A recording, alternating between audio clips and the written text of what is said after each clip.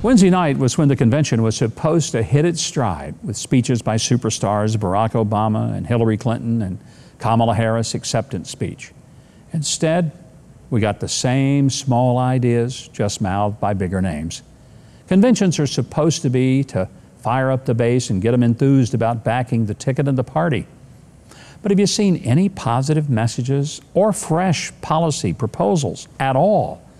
All we hear about Joe Biden is that he's a nice guy, which might be true if he's not yelling at you that you're a lion, dog-faced pony soldier. But I'm nicer. And none of these people endorse me for president.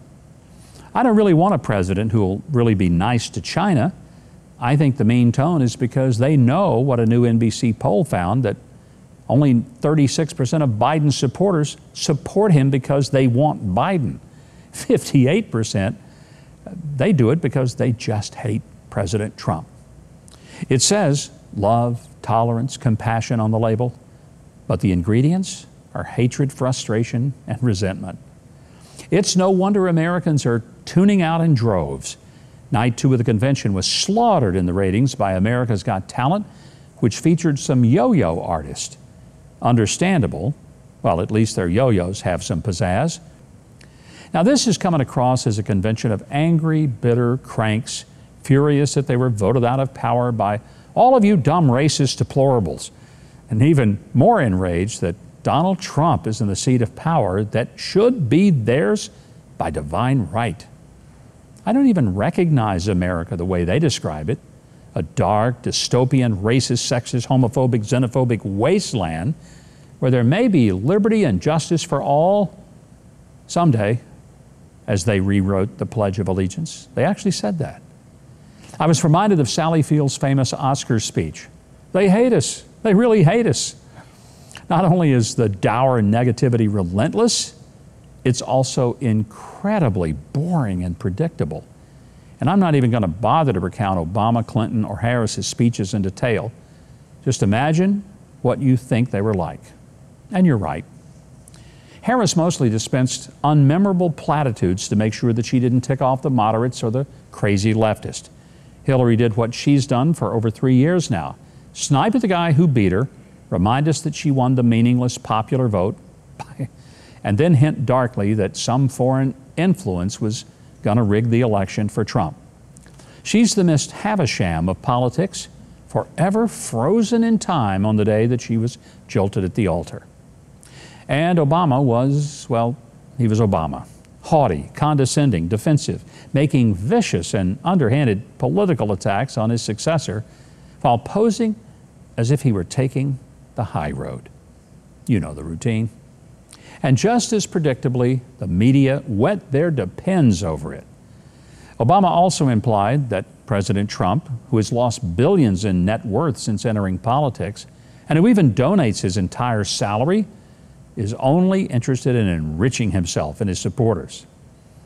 For your information, since leaving office, President Obama has cashed in more than any other ex-president, including a $65 million book deal and a $50 million Netflix deal.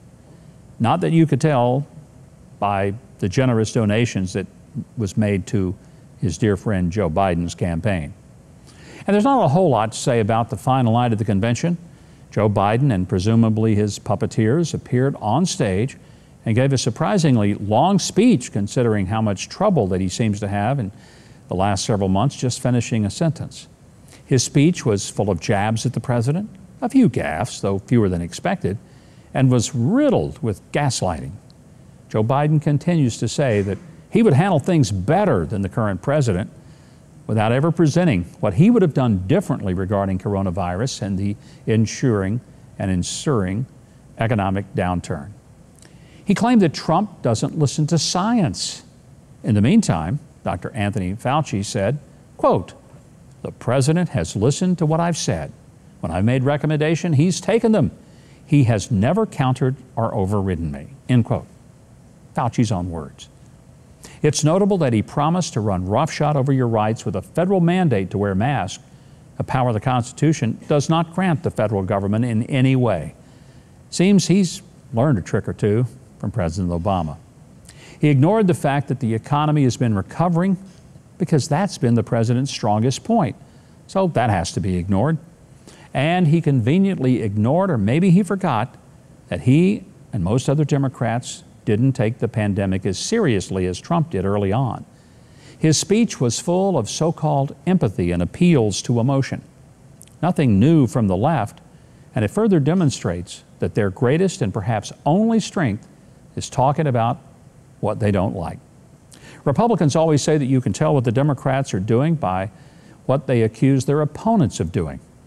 But never have they been so transparent about it. I mean, so far we've had John Kerry telling us that Trump has made a mess of foreign policy, Bill Clinton telling us that President Trump's not behaving properly in the Oval Office, Andrew Cuomo telling us that Trump botched the handling of COVID-19, and Hillary Clinton telling us that Trump dehumanizes his political opponents. And I'm sure she's also worried that he won't accept the results of the election. And Barack, Operation Crossfire ruled by executive order, weaponized the IRS against the Tea Party. Obama telling us that Trump abuses presidential power and doesn't observe the political protocols and the polite protocols of office, like not bad-mouthing your sitting successor. On the very same day that President Obama spoke, one of his former FBI employees pleaded guilty to falsifying evidence to get illegal FISA warrants to spy on a Trump campaign aide. It would have been more persuasive if he'd ever shown genuine regard for the Constitution, and if Democrats would say one word about their own followers who are currently ripping down and burning every monument to the American Revolution. They've also never mentioned China. Apparently Donald Trump and climate change are the only threats they recognize. And that would include the threat of being shot in one of the cities that they've run for decades. They want to empty the prisons, open the borders, defund the police, and take away law-abiding citizens' guns. Now there's a winning combination. They also talked about the Parkland shooting while demanding that police be removed from schools. And do you know why so many children died there? Because it took the police so long to show up at the school.